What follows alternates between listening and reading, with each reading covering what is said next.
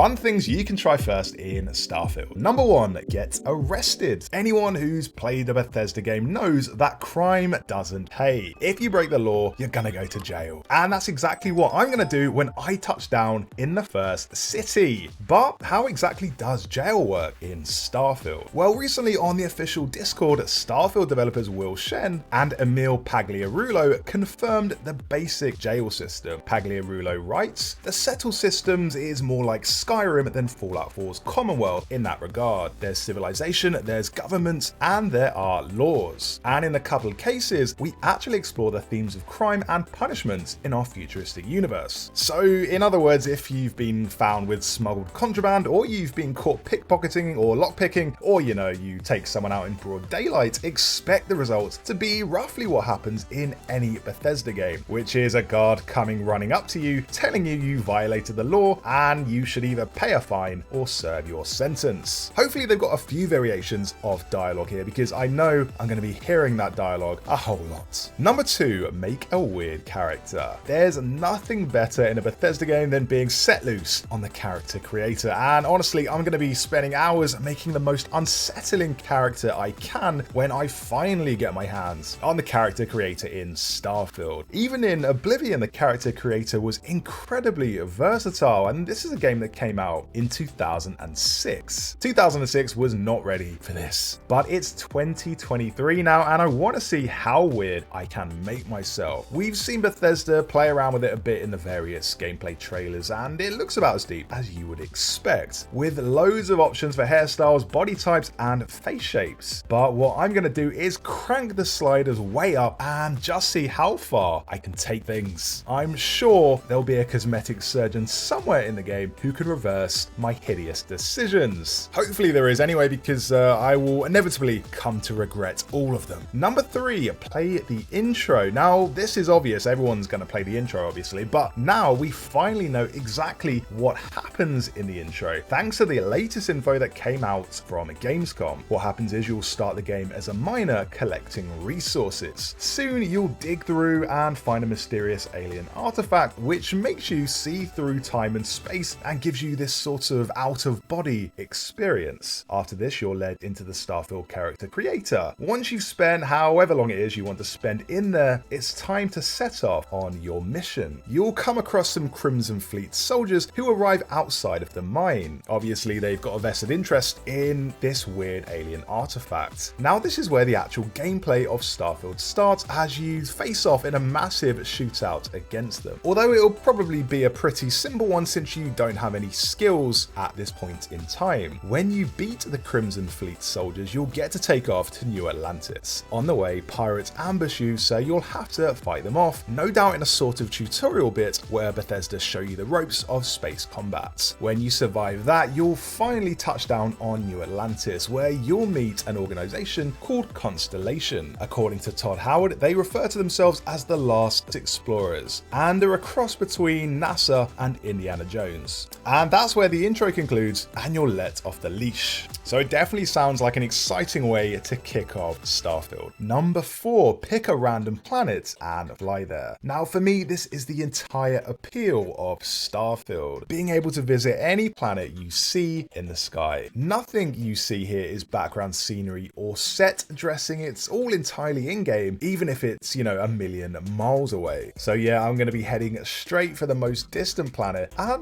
just have a wander around. What's good is we'll have a ship straight away in Starfield. We won't have to grind to get our first ship and start flying around and exploring. As I mentioned earlier, you fly to New Atlantis right after creating your character. It's just that some of the more high-level features of ship customization are locked off until the late game. So while you won't be able to fly anywhere in style for a while, you'll still get there even if your ship looks like it's falling apart. And honestly, just the freedom to pick a spot in the sky and fly there is just massively exciting. Number 5, pickpocket someone. I love pickpocketing in Bethesda games. It just feels so sneaky to steal something from someone without them knowing, and they're just completely oblivious. And I really want to check out the new pickpocketing system. We've seen how in Starfield for the first time, it's actually in real time. So time doesn't freeze when you pickpocket someone like it does in Fallout or Skyrim. In these games, it opens up the NPC's inventory and then when you decide what to nick. Instead, in Starfield, a small pop-up menu appears in real time, and you have to quickly take what you can while the NPC is moving, which obviously makes it a bit trickier. Also, something I need to try is reverse pickpocketing. Here, you place something in someone's pockets, maybe a grenade with the pin pulled out so they explode. That's always a classic. Or maybe some contraband so they get stopped by the police. Or maybe something heavy that weighs them down so they can't move. I will be interacting with a lot of pockets. Number 6, stealing stuff from this dude. Now, this guy looks like he sells a lot of expensive items, sort of like an antique collector, but 100% more untrustworthy. I bet any of these items could go for thousands of space credits, and you'll definitely be needing them when you first start playing. He's almost certainly got security robots to take you out if you even so much as get near one of his cabinets, but that's what the quick save option is for. Quick save, steal an item, get discovered, reload until you pull it off. As long as you don't make a habit of stealing, in my opinion, I think 1 or 2 rare items is fine for a quick cash injection. Also, I do wonder what happens when you try and sell something you stole back to the same shopkeeper. I would be surprised if there isn't special dialogue for that, considering that Bethesda has confirmed there's more dialogue in this game than both Skyrim and Fallout 4 combined. Number 7, try the food. The food in Starfield looks incredibly detailed, and I just want to see what sort of stuff humanity will be eating in 2330. We've already seen things like this cheese melts, look very delicious, but some of the dishes look slightly questionable. Check out this plate of bugs, which is accompanied by a generous serving of whipped butter. I'll go for the butter, not so sure about the bugs. I did think these were walnuts when I first saw them, but no, zooming in, they are in fact insects. So what else are we going to be chowing down on in the future? I'm going to go to immediately head to the nearest market and have myself a look, and then maybe pick one item to steal and fill my entire ship with it. Number 8, run around naked and listen to NPC reactions. It has to be done. Not many games give you the freedom to completely remove your clothes and play the game entirely in your underwear, so I'm definitely gonna enjoy the freedom here, especially since you can also use the third-person camera to see the horrified looks of passers-by. It'll be worth it just to see what they say. In Skyrim, for instance, there's loads of reactions you get from people when you're in nothing but your underwear. So an old person might say something like, "Please remove your obscenity from the company of civilized folk." Where a Khajiit might say, "This one wonders, do you have no clothes or do you just like the feel of the wind?" Which is kind of poetic. I bet there are tons of different reactions to your clotheslessness depending on who you walk past, and I aim to discover each and every one. Number 9, fly my ship into a space station. The first time I saw a space station in this game, I wanted to know what happens if you flew your ship directly into one. Like, what exactly are the consequences? Does your ship immediately explode, or maybe the space police are called since you're damaging a property and then you have to outfly them? What I hope doesn't happen is you just bounce off the station like nothing's happened. I need a reaction. I want there to be lasting damage to the station. If you could actually fire on the space station enough to destroy it completely, that would be amazing. Sort of like how you can take out a scarab in Halo, even though at first they look like these massive imposing machines. But then again, there are important quest givers on space stations, so the game probably won't let you go that far. In any case, I'll be quick saving before I do, because there's a potential to,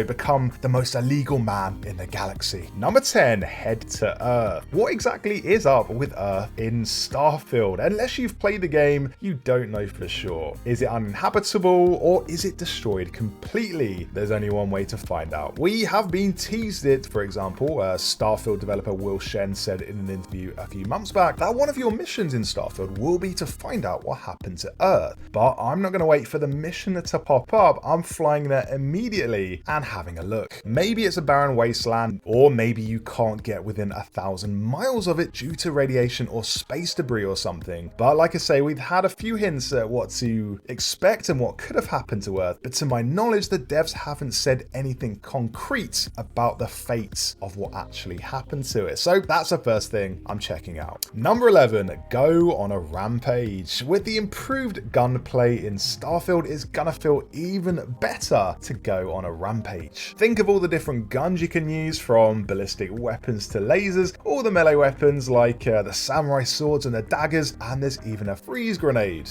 Oh, plus magic. There's space magic. I honestly can't see how anyone's going to be able to stop you in this game once you get started, unless there's like an infinite spawn of enforcers that just lead you to run out of ammo. Going on a rampage is something I always do in any Bethesda game, and I always do it twice. Once at the start of the game just to see what happens and how far I can get before being wiped out and having to reload my save, and once at the end of the game when I've completed every quest and seen everything there is to see, and now I just want to blow off some steam. But what I like is you can actually take out almost everyone in these games and they never come back. Aside from key quest givers, you can eliminate the inhabitants of an entire town in Skyrim, making it eerily quiet for the rest of the game. You have to live with the consequences of your terrible actions. If you go on a big enough rampage, you only get to do it once because no one comes back. That's what I like to see. Now, it obviously will take a lot longer to do that when you scale that up to the size of a galaxy, but I'm definitely gonna put the time in. In about 5,000 hours or so, when I'm pretty much done with Starfield, I will be coming for everyone. But in the first hour, I'll just have a mini rampage in New Atlantis, probably armed with nothing more than a frying pan, and seeing how far I can get. Number 12, walk forward in one direction. I'm really interested to know just what happens when you touch down on a planet and just decide to walk in a straight line. Now, planets in Starfield are said to be realistically sized, which Bethesda achieves using procedural generation. If that's true, we can use Earth as an example of what would happen if you were to walk in a straight line across its entire surface. So the Earth is 24,902 miles end to end. If you walk an average of 3 miles per hour,